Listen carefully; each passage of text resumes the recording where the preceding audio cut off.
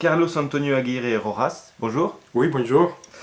Vous avez publié chez l'Harmattan L'Histoire conquérante, un regard sur l'historiographie française. Pouvez-vous nous parler de votre livre? Oui, bon, alors je dois vous dire, au-delà du titre du livre, le livre traite sur la couronne historiographique française de ce qu'on appelle l'école des annales. Et donc, il faut dire que cette couronne historiographique française, c'est la couronne la plus importante de tout le XXe siècle parmi les courantes historiographies françaises. Elle a eu un rayonnement très fort après la Deuxième Guerre mondiale en Europe et après dans le monde entier. Et alors, ce que j'essaye de faire, c'est de retracer l'histoire complète de cette courante historiographie française. Donc, je propose une périodisation et je parle qu'il y a une période qui est la période, si j'ose dire, les plus développée, les plus intéressante à mon avis, qui est la 12e période, celui dirigé par Fernand Braudel.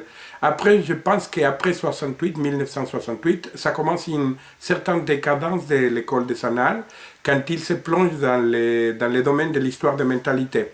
Et après, on a eu un effort de relancer la courante fait par Bernard Lepetit à partir de 1989. Mais malheureusement, Bernard Lepetit, il est mort dans un accident tragique et absurde en 1996.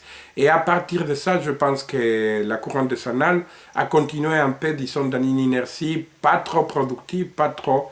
Ceci dit, il faut dire, la revue Annales, c'est parmi les revues les plus lues dans la corporation d'historiens, dans le monde entier, ça c'est vrai. Mais malheureusement, je pense qu'ils n'ont pas ni la force, ni la créativité, ni l'inventivité qu'ils ont eu dans la période des premières annales.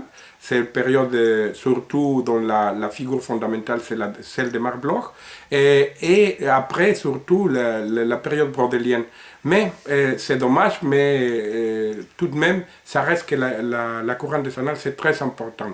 Et donc, pour essayer d'expliquer cette courante, et je critique le terme d'école des annales, parce que le terme école des annales donne une idée fausse d'unité, qui n'est pas vraie. Je pense qu'il y a une cassure fondamentale entre les premières et 12e annales d'un côté et de l'autre les 3e et 4e annales, surtout après la mort de Bernard Lepetit. Donc, j'essaie justement d'expliquer l'histoire de l'école des annales à partir de la soi-disant école des annales, à partir des instruments qui nous ont été légués par la même courante des annales. C'est-à-dire, j'essaie de faire une histoire à partir de la longue durée, d'expliquer pourquoi c'est en France en particulier qui est née la couronne des annales, et d'expliquer aussi à partir de l'histoire globale et d'une vision comparatiste pourquoi le rayonnement très fort, premièrement dans le monde méditerranéen et après dans le monde européen et finalement dans le monde entier, de la couronne des annales.